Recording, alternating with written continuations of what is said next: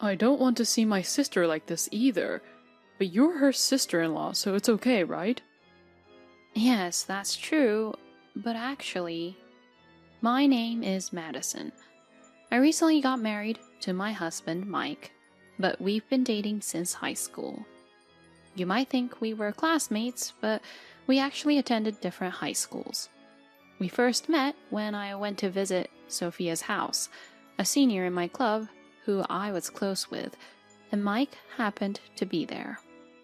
Perhaps because of that, I have a long history with my in-laws and have always had a good relationship with them. Even now, I still refer to Sophia as Sophia, who is in the position often referred to as my sister-in-law. I've had a peaceful married life, and it hasn't changed even after living with my in-laws. Originally, Mike's workplace and my workplace were far from each other. Because of that, I had planned to quit my job when we got married. We were discussing renting an apartment near Mike's parents' house, but... I'm sorry, Madison. I'm too busy at work and haven't been able to look for a place yet. Would it be okay to live with my parents until we settle down?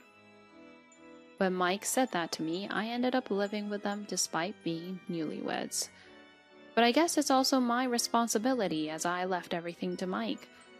Plus, Mike's parents owns a business, and he works there, so I'm sure it's easier for him to live with them. That's why I agreed to live with them. Plus, I was confident that I could live with my in-laws without any problems. The location of my in-laws' house is in the countryside, so I haven't decided where I'll work yet. So, I'm working with Mike and his parents, who run their own business, as support. While doing household chores, I occasionally help with their work. That's the life I've been leading. Sophia, who lived nearby, would come to visit me occasionally because she has weekdays off. Having someone to talk to, I feel that my life is quite meaningful. However, amidst this peaceful life, a problem arose. Sophia suddenly started acting strangely. Her facial expression was clearly different from before, and she started forgetting things more frequently. Even I, who only see her occasionally, noticed this and felt something was off. Sophia herself seemed to be aware of these symptoms. I was concerned too, so I went to the hospital. They told me it's early onset Alzheimer's. I'm scared. Sophia informed this at our family home. Needless to say, neither I, Mike, nor my in-laws had any real knowledge about the disease. Even so, it was clear that living alone would be difficult with Alzheimer's. My in-laws quickly and assertively took the steps to cancel Sophia's lease and set up living arrangements for her at our home. That was the day my hardships began. My in-laws and Mike all seemed indifferent about Sophia moving in and made no attempts to get involved in taking care of Sophia. What do you want us to do? We have work. We're the ones earning money, so Madison, please take care of Sophia. With that, they swiftly left for their work. At first, I thought it couldn't be helped since they were busy with work, but it soon became apparent that the three were trying to escape from the caregiving responsibilities. Just working is tough enough for us old folks. We can't possibly take on caregiving too. It's painful to see our daughter in this state. I don't want to see it. Madison, I'm sorry. Since we're married, I need to provide for us, right? That's why I want to focus on working. So I want you, Madison, to take care of the house. We're a couple, so each of us has to fulfill our roles. Though they said this, there were days when they just watched TV, leaving me to take care of Sophia. Despite having Alzheimer's, Sophia wasn't entirely unconscious or unable to remember anything. So seeing the three of them like this made her look painfully sad. I'm sorry for being a burden, Madison. With Sophia shedding tears in front of me, I was at a loss for words, and all I could do was pat her back. And then the situation took a turn for the worse. Unbeknownst to me, my in-laws and Mike were arranging to rent a new house. What's more, they were preparing to move into the new home with just the three of them. We're tired from work. If we're with our daughter who has Alzheimer's, we won't get any rest. You stay here and continue to care for Sophia. You're only doing housework anyway, so it shouldn't be a problem, right? We're kind enough to let you off from doing any housework at our new home. She's not a complete stranger. You were close with Sophia, so it's okay, right? I'll send enough money for living expenses. So, please, just take good care of Sophia. They truly did leave the house, just as they said they would. And so, it was just Sophia and I left behind in the house. All three of them seemed to go to their jobs every day. But they never once showed their faces back at home. In fact, even when they crossed paths with me, they didn't even try to ask about Sophia. Only then did I realize that the three of them had fully escaped from their caregiving duties and had dumped Sophia to me. I felt desperate, realizing the situation I was left in. I was left wondering what would happen to me in the future. I looked it up on the internet, and it seems that although it's possible to slow down the progression of early onset Alzheimer's, it's hard to completely cure it. If that's the case, I would have to continue taking care of Sophia forever. It's difficult to work while also taking care of Sophia, so I probably won't be able to find a new job. In terms of finances, I don't have any problems for now because of the money that Mike left behind. He said he would handle the money issues in the future as well. But is that really true? There's no guarantee that he'll really keep sending money in the future. There's no way I could trust the people who dumped Sophia to me and abandoned her. Plus, the money I have right now isn't enough for me to live on for the rest of my life, given that I can't go out and work.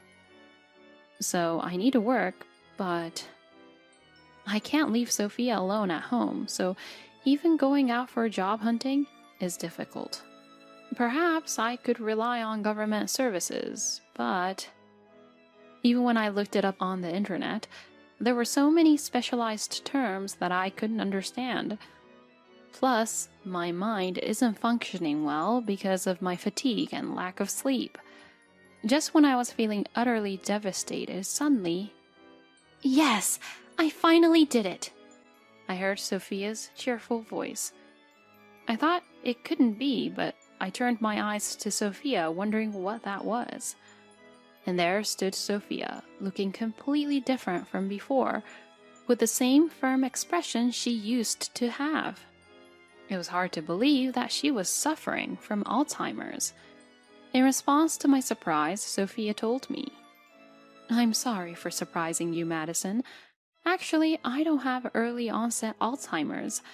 I didn't even go to the hospital, so I was worried about what I would do if they asked me to show them a diagnosis. They seemed to believe me just from my behavior and words, but well, they didn't even try to take me to the hospital." "What? Sophia, why did you lie about that?" "Actually, I overheard Mike telling his parents before you got married to him, saying that I'm forcing my wife to live with us, so use her however you like. Both of my parents agreed with him, and I thought this was going to be bad." According to Sophia, Mike's excuse for not being able to find a place of our own wasn't because of his busy work schedule. It seemed that he simply didn't look because he wanted to force me to live with his parents. He had been using his free time to strategize with his parents about how to make me work for free. I thought Mike was just showing off in front of his parents before you married him, getting a little carried away, but he really didn't look for a house. And after you got married, he still acted all high and mighty, right? He even spoke ill of you when you weren't around. I probably didn't have the right to interfere, but you're my precious friend, and I couldn't stand seeing you treated so poorly like that. So I intended to expose their true colors." It seems that Sophia, having these thoughts, consulted with a friend to change the situation, and she decided to pretend to have early onset Alzheimer's disease. In normal circumstances, as parents, they should have taken care of her with utmost dedication. But they were different. They made me take care of her just as Sophia had anticipated. What's more, they ran away from home using their work as an excuse, leaving me with Sophia. Upon hearing this from Sophia, I suddenly realized something. Because we've known each other for a long time, I thought I could trust them to live together. I even convinced myself that I was happy because I didn't have to deal with the typical mother-in-law and daughter-in-law arguments. Of course, that was a huge mistake. Until I spoke with Sophia, until today, since I got married, I wasn't happy at all. Every day, I was busy with the household chores of the entire family, and I couldn't even spend time alone with Mike. Even when I was doing housework late at night, everyone seemed to take it for granted, without a word of thanks. "You're still not done, even though it's so late? That's tough. I'll go to bed first." You're really incompetent. You're so clumsy. Do you think you can make it in the future? I was being subjected to such verbal abuse every day. However, because there was no physical violence or direct harassment, I hadn't realized that I was in a miserable state. "Madison, you've always put others first and took care of yourself last." I knew and thought that they'd run away right away. They're always conscious of their public image because they own their business. I thought they would definitely leave money to keep appearances. I thought that might give you a little freedom. After she said that, I remembered something. Indeed, everyone thought there was something wrong with Sophia's behavior and facial expression. If a stranger saw it, they would probably think Sophia was sick. But she was just being forgetful, and she never had to ask for assistance with things like the toilet or bath or any other required assistance. I'm sure that Sophia did this all for my sake. From Sophia, who even risked herself to act like this, I received courage. There is someone who cares for and thinks about me so much. In order not to invalidate Sophia's actions, I have to figure out what to do going forward. From that day on, I immediately began preparations to move and job hunt for re-employment, secretly from my in-laws and Mike. Of course, when the three of them came over, Sophia continued to pretend to have Alzheimer's as before. But, except for those times, she fully helped me with moving preparations and such so the three wouldn't find out about it. Moreover, the three of them didn't even come to check on Sophia at home out of concern. They only happened to pass by when they had other errands to do. Therefore, there was no worry of being found out about the move or the job hunting. And everything proceeded smoothly. And then, about a month after I found out the truth, I was able to find a good place to move and a place to work at. The preparations were all ready. So, we decided to tell everything to the three of them. Actually, I had intended to leave without saying anything, but I was stopped by Sophia. "Sophia, I was going to leave without saying anything." "What are you saying? You're being naive, Madison. We have to make sure they regret it." With those words from Sophia, who stopped me with a stern face, I made up my mind to confront Mike and his parents and talk. Of course, all three of them knew the truth and were furious. What?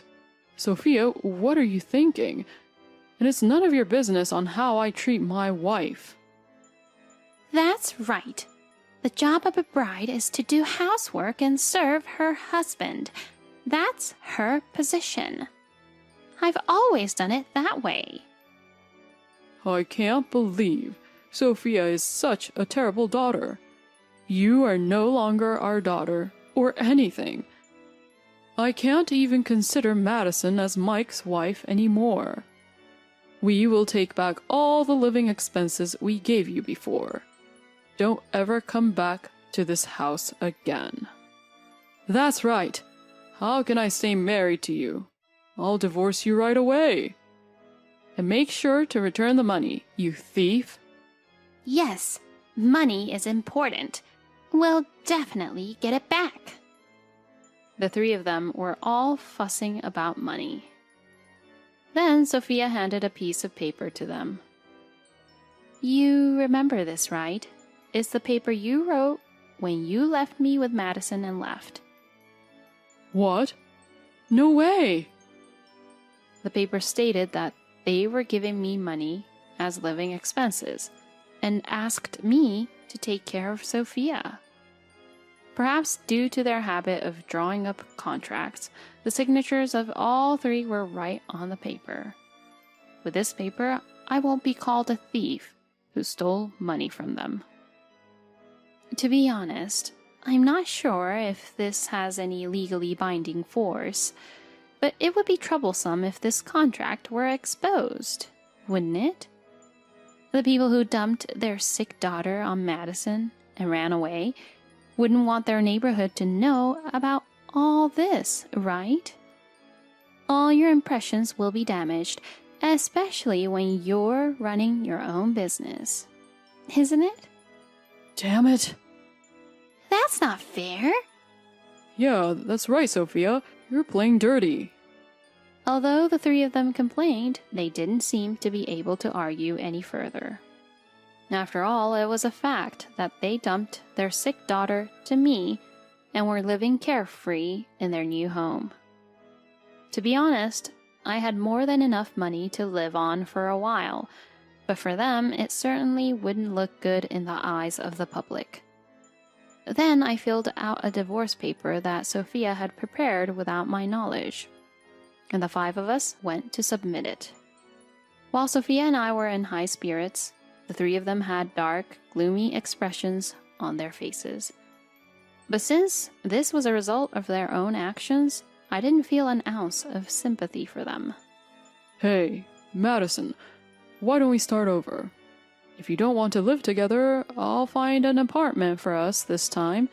And if you don't want my parents around, I'm willing to change jobs. So please, don't abandon me. What are you saying now? I didn't dislike the idea of living together, or having my in-laws nearby, or running our own business. Then what do you hate? Wow, you really don't get it, do you? I grew tired of your cowardly character, Mike, who was ready to abandon your own sister, Sophia, and who just stood by laughing while I struggled. Is that so? Mike seemed depressed, but that couldn't be helped. I was even disgusted with Mike, who didn't realize his foolishness until I pointed it out. Why did I choose to marry such a person? Why did I live with these people? Honestly, the more I think about it, the more I'm filled with regret. But Sophia and I were able to leave them. It seems that while I was unaware, Sophia had been laying the groundwork in the neighborhood. The truth is, I've recently got ill and my family abandoned me. Mike pushed my sister-in-law Madison to take care of me, but she never abandoned me and cared for me. I had no idea. Now that you mention it, I did notice something off recently. Are you okay now? Yes, all thanks to Madison, but I've come to dislike my family after this incident. So we've decided to leave home together. I'm afraid of what might happen if I get sick again. Ah, I see. You can't trust a family that won't help in tough times. I think you're doing the right thing. Stay strong, both of you. Exactly, thank you. We plan to live together from now on. I'm surprised. I thought they were good people, but appearances can be deceiving, huh? I don't think I can trust them anymore. Sophia's words had a significant impact. She had made a point of greeting the neighbors while in her wheelchair, pushed by me. The three of them, who were Sophia's actual family, didn't even try to push her wheelchair. Moreover, the neighbors had seen the three of them going to work every day. There were rumors that they were living somewhere else or that something had happened. This is why Sophia's words had credibility, and it made sense. So many of the neighbors believed her. When we left the house, the rumors spread rapidly. Now, they seemed to be living as social outcasts. Sophia, what have you told everyone? Come back and explain properly. That's right. Our business won't work with these rumors. What are you going to do about it? Sophia, that's harsh. Please convince Madison to reconcile with me. Help me. Messages like these seemed to come to Sophia's phone every day from the three of them. Of course, nobody wants to do business with people surrounded by bad rumors. Sophia doesn't seem to want to help, so I suspect their business will only become more difficult. But even with the situation as it is, I don't feel a shred of sympathy for them. As for me, I'm working hard at my new job. New tasks, unfamiliar surroundings, new relationships. Though there are hard and exhausting times, my life is much more fulfilling than when I was at my in-laws. Living with Sophia is even more fun than I imagined. We maintain a comfortable distance, share chores, and occasionally eat together. Supporting each other, giving and taking, and living together is a wonderful thing. With what has happened, I have had enough of relationships, and I absolutely do not want to go through another marriage again. However, if these peaceful days continue, I don't think there's a need to force myself to remarry. For now, I just want to live happily and be true to myself in the future.